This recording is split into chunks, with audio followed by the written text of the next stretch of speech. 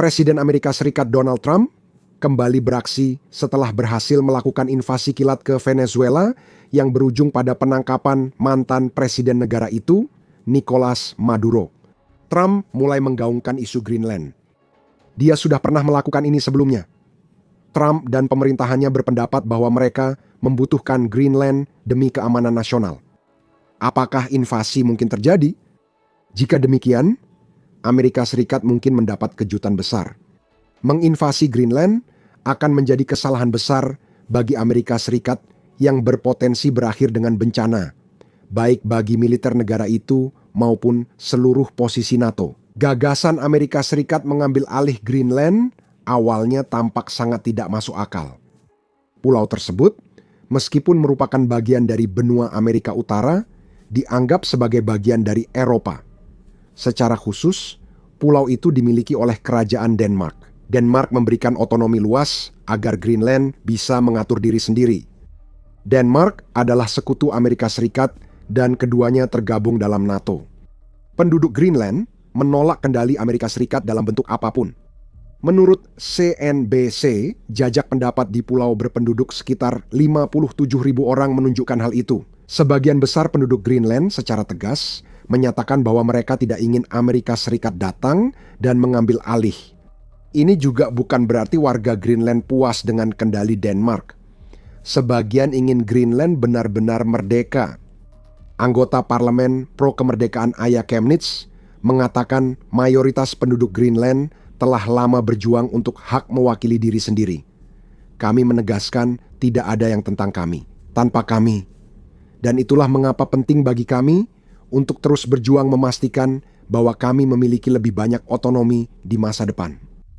Jadi, kepemilikan Greenland yang berlanjut oleh Denmark sudah menjadi hal yang kontroversial.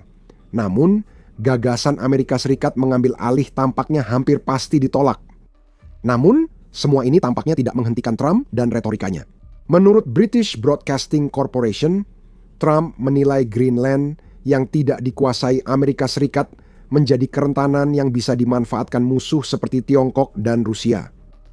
Berbicara dalam istilah properti yang paling ia kuasai, Trump mengatakan negara-negara harus memiliki kepemilikan. Anda mempertahankan kepemilikan, Anda tidak mempertahankan sewa, dan kita harus mempertahankan Greenland. Trump mengklaim Amerika Serikat akan mengambil Greenland dengan cara mudah jika Denmark setuju atau dengan cara sulit. Apakah itu invasi langsung? Gedung Putih tidak memberi pernyataan. Trump menyatakan situasi Greenland, tempat Amerika Serikat memiliki pangkalan militer dengan lebih dari 100 personel belum cukup baik. Trump mengklaim negara-negara tak bisa membuat kesepakatan selama 9 atau 100 tahun. Dia menambahkan, saya mencintai rakyat Tiongkok dan Rusia, tapi tidak ingin mereka jadi tetangga di Greenland. Itu tidak akan terjadi dan NATO harus paham. Menurut Trump, kepemilikan membuat Amerika Serikat bebas bertindak sesuka hati. Di Greenland, Sky News memperluas pembahasan ini, mencatat bahwa ada alasan yang lebih spesifik mengapa Amerika Serikat menginginkan kendali penuh atas pulau itu. Media tersebut menampilkan pentingnya posisi Greenland di lingkaran Arktik karena menjadi jalur terpendek antara Rusia dan Amerika Serikat. Hal ini diduga mengabaikan Selat Bering yang memisahkan Rusia Timur jauh dari Alaska, kemungkinan karena suhu sangat dingin membuat selat itu kurang relevan. Kurang mengancam Amerika Serikat dibanding jalur lewat Greenland. Jalur itu penting karena rudal balistik antar benua Rusia kemungkinan besar akan melewati Greenland menuju pantai timur Amerika. Amerika Serikat ingin memasang sistem peringatan dini agar mengetahui jika hal ini terjadi. Greenland juga berperan penting dalam jalur Laut Utara dan jalur Barat Laut yang berkembang. Amerika Serikat ingin memastikan kebebasan pelayaran, setidaknya untuk kapal dagangnya sendiri dan kapal dagang sekutunya, melalui jalur-jalur ini. Dan pengendalian atas Greenland bisa membuat hal itu menjadi mungkin. Oh, Greenland punya banyak minyak dan gas.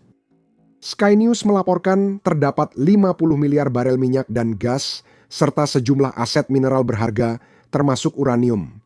Namun, pemerintahan Trump sebenarnya tidak terlalu berminat mengambil kekayaan minyak, gas, dan mineral negara lain, kecuali jika mengacu pada pernyataan Trump yang menyebut minyak sebagai motivasi penangkapan Maduro.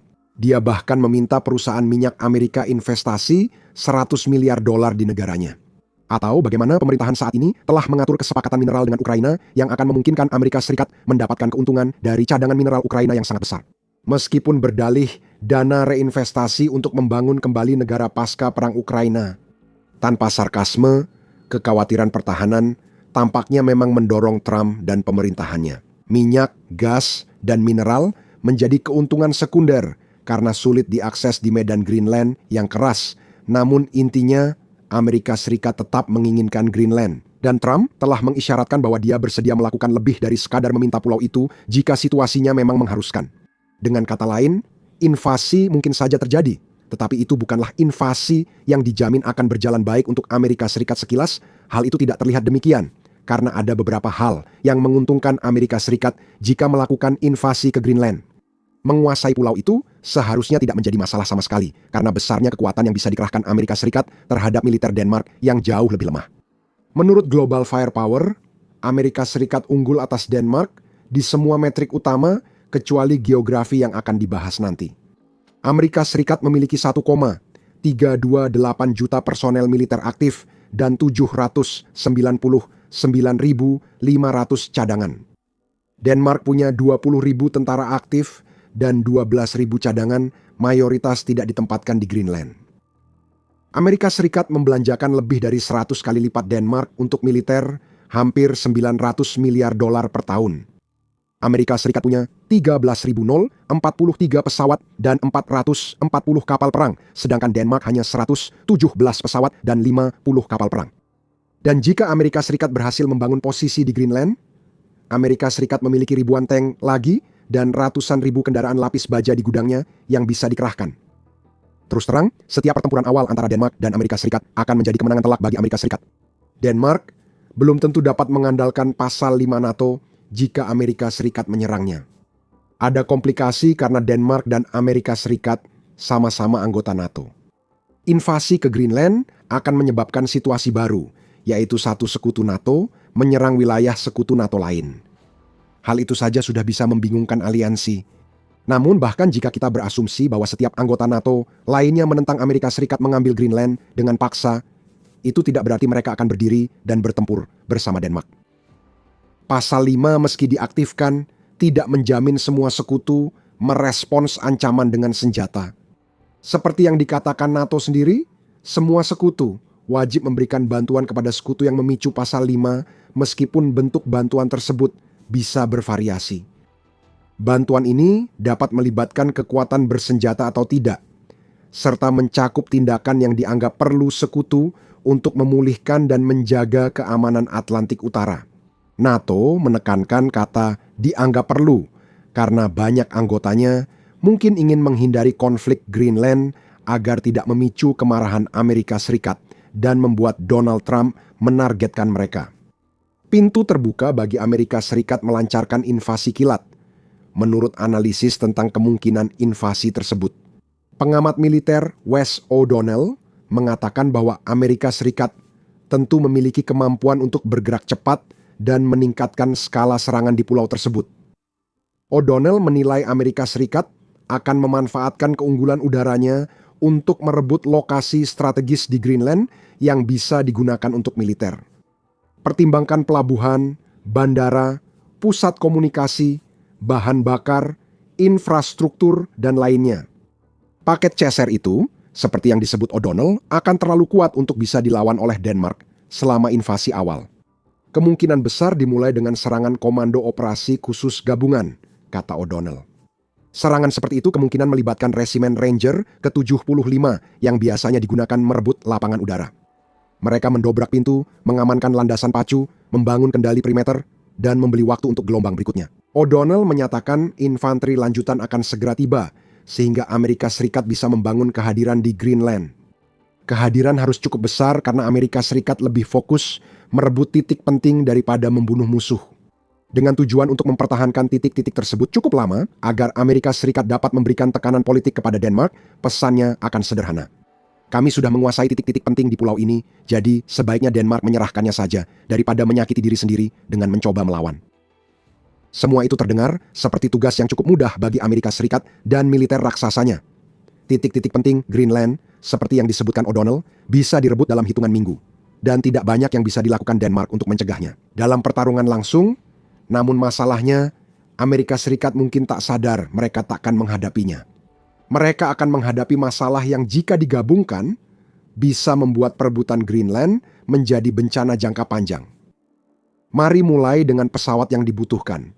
Jika Amerika Serikat ingin menguasai pulau yang menurut Travelmat berjarak sekitar 4.913 km dari Amerika Serikat. Jarak ini berbeda tergantung lokasi pengukuran di Amerika Serikat. Namun, jaraknya tidak dekat. O'Donnell menyoroti bahwa menyeberangi lautan ke Greenland adalah tantangan besar bagi Amerika Serikat dan angkatan udaranya. Kamu butuh lebih banyak pesawat angkut bersayap tetap karena jaraknya jauh dan berat, kata komentator militer, membandingkan operasi udara di Greenland dengan yang dilakukan Amerika Serikat di Venezuela. Artinya, lebih banyak pesawat C-17 dan C-130 digunakan untuk angkut pasukan dan kargo. Jet tempur Amerika perlu menunjukkan kekuatannya di Greenland. Lebih banyak pesawat tanker dibutuhkan di Kutub Utara karena jarak dan waktu, konsumsi bahan bakar sangat tinggi, tegas O'Donnell. Masalah ini bisa diselesaikan Amerika Serikat, namun menimbulkan komplikasi, terutama di lingkungan keras Greenland. Sumber daya pencarian dan penyelamatan sangat penting, karena kesalahan di udara, laut, atau darat bisa mahal, terutama saat beroperasi di pulau. Dengan suhu rata-rata 42 derajat Fahrenheit atau 56 derajat Celcius ini menimbulkan masalah geografi. Grenlandia itu dingin, tapi tantangan bagi Amerika Serikat dalam invasi bukan hanya soal suhu. Grenlandia sangat luas, total sekitar 216 juta kilometer persegi atau 836.330 mil persegi. Jika termasuk pulau-pulau lepas pantai, hampir 80% wilayahnya tertutup lapisan es besar, sehingga sangat sulit dijangkau, bahkan oleh pasukan penyerbu. Militer akan fokus merebut titik-titik penting yang telah dibahas, dan titik-titik itu tidak berdekatan. Pelabuhan laut dalam dan landasan udara di Greenland tersebar luas, sehingga menambah tantangan geografis untuk menyerang pulau itu. Cuaca dingin ekstrim dapat merusak peralatan, mengganggu logistik, dan membuat tentara yang tidak siap membeku. Greenland Timur juga menjadi masalah. Berangin kencang mungkin adalah kata terbaik untuk menggambarkan wilayah timur pulau ini. Dan akan ada saat-saat ketika angin kencang itu berubah menjadi badai dahsyat yang menyelimuti pasukan dan peralatan dengan salju. Kunjungi, Greenland menjelaskan sambil menunjukkan bahwa sistem angin katabatik yang mereka sebut pitarak dapat menyebabkan angin di wilayah timur berubah dari tenang. Kecepatan menjadi 324 km atau sekitar 201 mil per jam. Tak peduli seberapa besar militer Anda, gabungan geografi dan cuaca ini dapat sering merusak peralatan. Angin bisa mengubah operasi yang seharusnya berjalan rutin menjadi mimpi buruk. Dan dengan datangnya cuaca dingin, karet menjadi keras, pelumas mengental, dan optik berembun, semuanya membuat keadaan menjadi seperti itu. Bahkan rencana yang paling matang pun bisa hancur seketika. Grenlandia dapat memengaruhi kecepatan dan keberhasilan operasi Amerika, sehingga invasi kilat yang direncanakan Amerika Serikat bisa berlangsung lebih lambat dari perkiraan. Ada fakta Denmark akan memberi perlawanan. Tentu saja Denmark tidak akan berhadapan langsung dengan Amerika Serikat karena alasan yang sudah kami sebutkan. Dengan pengetahuan yang lebih baik tentang geografi Greenland sebagai keunggulannya, Denmark bisa melakukan banyak hal untuk mencegah Amerika Serikat menguasai pulau itu, meskipun Denmark tidak bisa mengalahkan Amerika Serikat dalam pertarungan langsung. Menurut O'Donnell, langkah paling mungkin bagi Denmark adalah membentuk aliansi dengan negara Nordik lain. Karena NATO bingung merespons, koalisi Nordik ad hoc seperti Denmark, Finlandia, Swedia, dan Norwegia bisa terbentuk. Mereka akan bentuk koalisi ini di luar NATO. O'Donnell bilang, koalisi ini sebagai pertahanan kolektif untuk dukung pemerintah Denmark dan Greenland. Tiba-tiba, dalam skenario O'Donnell, Amerika Serikat berubah dari melawan satu negara menjadi melawan 4 negara. Namun, penaklukan bukanlah tujuan koalisi tersebut. Tujuannya adalah penolakan, bukan penaklukan, tambah O'Donnell.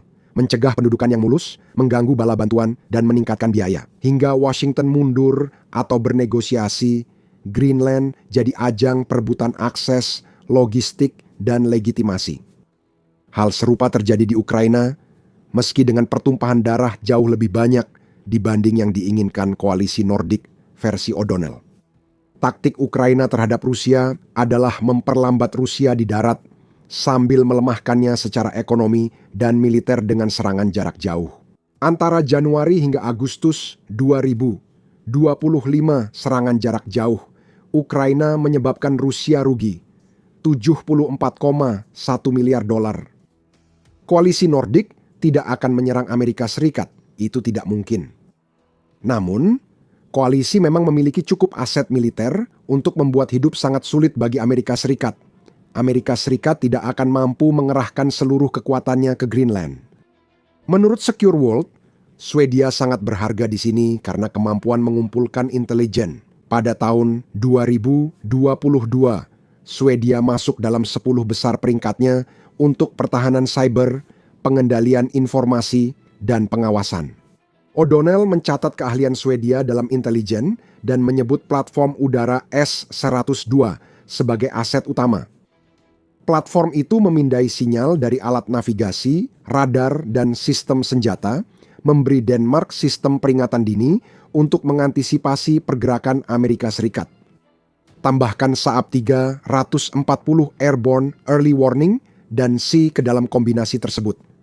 Dan Anda mendapatkan banyak sekali intelijen yang dikumpulkan oleh satu negara yang bisa digunakan oleh seluruh koalisi. O'Donnell menjelaskan pertahanan udara berlapis koalisi Nordik yang bisa menjadi masalah bagi Amerika Serikat. Strategi ini membuat Swedia menempatkan S-102 dan Saab 340 di Baltik dan Skandinavia Selatan, sehingga Denmark bisa fokus ke Greenland. Swedia akan menyediakan pesawat tempur Gripen dan jet lain untuk mendukung patroli udara dan respons cepat. Jet-jet itu memulai misi pertahanan regional yang bersama pertahanan udara darat di lokasi penting, membuat Amerika Serikat jauh lebih sulit merebut titik-titik itu dari perkiraan mereka.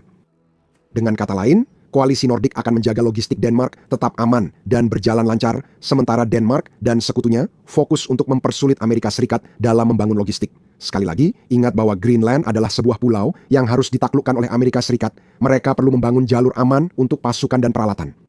Penolakan terhadap pembentukan jalur-jalur tersebut tidak berarti bahwa Denmark dan sekutu Nordiknya mengalahkan Amerika Serikat. Namun, mereka akan memperlambat upaya Amerika Serikat, yang berarti lebih banyak waktu, uang, dan kemauan politik yang harus dikeluarkan. Pertempuran laut juga perlu dipertimbangkan. Amerika Serikat ingin menempatkan kapal induk di sekitar Greenland agar serangan udara lebih mudah dan untuk mengangkut pasukan serta peralatan. Melalui pembentukan tulang punggung Angkatan Laut, invasi Amerika Serikat ke Greenland akan berlangsung. Dari yang awalnya hanya serangan udara, menjadi kampanye besar-besaran yang dirancang untuk mengambil alih kendali. O'Donnell menyatakan Amerika Serikat perlu jalur laut untuk menjaga kendali kuat. Denmark dan sekutu manapun yang bisa mereka kumpulkan akan terus mengganggu jalur laut tersebut di setiap kesempatan. Gangguan itu tidak akan mudah karena Amerika Serikat membawa kapal selam, kelompok serang kapal induk, dan pasukan amfibi ke dalam pertempuran. Kekuatan penyerang ini diperlukan agar kapal logistik bisa berlayar ke Greenland. Denmark tak bisa mengalahkan Angkatan Laut Amerika meski dengan sekutu, tapi mereka dapat mengganggu jalur pasokan penting bagi Amerika Serikat. Patroli Sirius akan menjadi kunci di sini. Menurut British Broadcasting Corporation, patroli ini sudah ada sejak era Perang Dingin. Patroli ini melibatkan 6 tim kereta luncur anjing, masing-masing dijalankan 2 prajurit Angkatan Laut Kerajaan Denmark. Menghabiskan 6 bulan tiap tahun, berpatroli di wilayah Greenland seluas 160.000 km persegi, penyebutan tim kereta luncur anjing terasa agak kuno. Namun, anggota patroli ini adalah pasukan khusus yang memahami kondisi cuaca dingin Greenland, mungkin lebih baik daripada siapapun. Patroli Sirius kemungkinan memiliki tempat penyimpanan tersebar di Greenland untuk bertahan selama perjalanan. Mereka tahu lokasi depot bahan bakar dan unit pembangkit listrik di pulau itu. Patroli ini tidak akan menyerang pasukan Amerika Serikat secara langsung, melainkan diam-diam melakukan sabotase pada titik logistik utama Amerika Serikat setelah mereka kembali mendarat di Greenland. Ini bukan tentang mengalahkan Amerika Serikat, tapi membuat invasi Greenland sangat sulit dan tidak sebanding dengan usahanya. Intinya soal perhitungan logistik, tegas O'Donnell. Berapa hari persediaan yang dapat Anda kirim saat musim dingin? Berapa misi udara yang bisa dilakukan di cuaca Arktik? Berapa pesawat tanker yang tersedia dan bisa dialokasikan dari komitmen global lain? Komentator menambahkan, poin terakhir sangat penting, karena Amerika Serikat yang memiliki militer besar tidak berarti akan mengerahkan seluruh kekuatan militernya ke Greenland. Itu mustahil, kecuali mereka rela meninggalkan diri dan 750 pangkalan militernya tanpa personel. Jika Denmark cukup lama bertahan, invasi Amerika Serikat ke Greenland bisa jadi perang besar. Bukan perang yang menguras pasukan dan perlengkapan, tapi perang yang menguras waktu dan kemauan politik. Sementara itu, Amerika Serikat makin merusak hubungannya dengan sekutu NATO. Apakah Amerika Serikat rela membiarkan hubungan itu rusak demi mengambil alih Greenland? Itulah pertanyaan utama yang ingin dipaksakan pembela Greenland agar Amerika Serikat jawab jika Trump memenuhi ancamannya. Namun saat ini, Amerika Serikat mungkin telah mengalihkan fokusnya ke target potensial lainnya. Iran adalah isu sensitif, dan Trump sangat vokal dalam mendukung warga sipil yang melakukan protes di negara itu yang ingin menggulingkan rezim yang berkuasa. Amerika Serikat mungkin sedang berada di ambang, membuat keputusan untuk mengakhiri rezim itu sekali dan untuk selamanya, dan Rusia bisa jadi menjadi agenda berikutnya jika itu terjadi. Tonton video kami dan berlangganan The Military Show untuk update langkah Amerika Serikat di Greenland. Terima kasih sudah menonton.